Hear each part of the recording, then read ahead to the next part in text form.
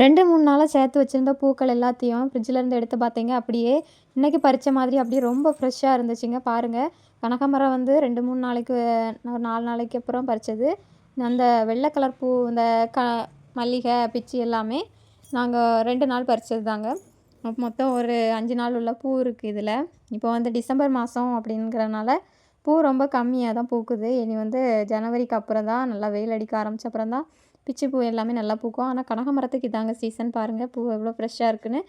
இப்போது பார்த்திங்கன்னா மல்லிகையும் 1, 2 இருந்துச்சு. ஆனால் நான் மல்லிகையே தனியாக கட்ட போகிறேன். இந்த கனகாமரத்தையும் அந்த பிச்சி பூ, காக்கட்டன் எல்லாத்தையும் சேர்த்து கட்ட போகிறேன். இந்த நூல் பார்த்திங்கன்னா எங்கள் வீட்டில் வந்து மாடு வளர்க்குறாங்க. அந்த மாட்டுக்கு வந்து வைக்கோல் வாங்கும்போது அந்த கட்டில் இருக்கும்ல, அந்த நூல் தான்.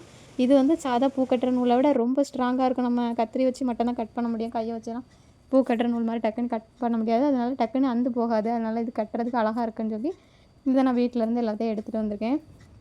பாருங்கள், பூ கட்டுறேன் பாருங்கள்.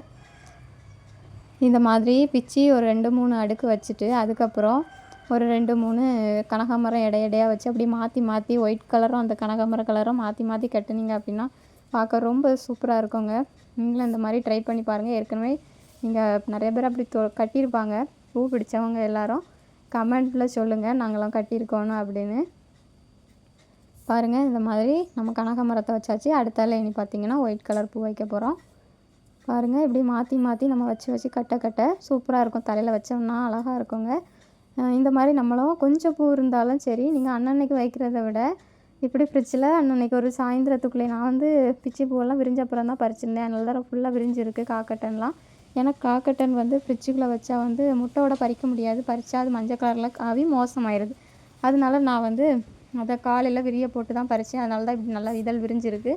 இதே நீங்கள் மொட்டாட்டு பறித்து கட்டுனீங்கன்னா இன்னுமே சூப்பராக இருக்கும். அந்த லைட்டாக விரிஞ்சிருக்கிற மாதிரி பிச்சி பூ வச்சு கட்டுனீங்கன்னா இன்னுமே சூப்பராக இருக்குங்க.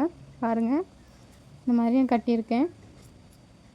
நம்ம வீட்டில் உள்ள பூக்களை நம்மளே இந்த மாதிரி செடி வளர்த்து வச்சோம்னு வைங்க, இதான் ஃபங்க்ஷன் ஃபெஸ்டிவல்லாம் வரும்போது நம்ம பூவை நம்மளே ஒரு 4, 5 நாள் சேர்த்து வச்சு நம்மளே வந்து வச்சுக்கிடலாம். ஃப்ரிட்ஜில் நீங்கள் வைக்கும்போது அந்த இப்போ ஒரு பிளாஸ்டிக் டப்பாவில் வைக்கிறீங்க அப்படின்னா அந்த மூடி அந்த பாட்டிலோட கேப்லேயும் அந்த அடியிலையும் வந்து பேப்பர் இல்லைனா டிஷ்யூ வச்சு அதுக்கு இடையில நீங்கள் பூ வச்சுருந்தீங்கன்னா பூ வந்து 2, 3 வாரம் ஆனாலும் நீங்கள் வச்ச அன்னைக்கு எப்படி இருந்தோ அதே போல் சூப்பராக இருக்குங்க. இந்த டிப்ஸை நீங்களும் ஃபாலோ பண்ணி பாருங்கள். நானும் இந்த மாதிரி தான் வச்சுருந்தேன். பாருங்கள், பூ எவ்வளோ அழகாக இருக்குன்னு. ரொம்பவே சூப்பராக இருக்குங்க. இதை மாதிரி தான் நான் எல்லாத்தையுமே தொடுக்க போகிறேன். இந்த பூ எல்லாத்தையும். வீடியோ பிடிச்சிருந்தா லைக் பண்ணுங்கள். Thank you so much.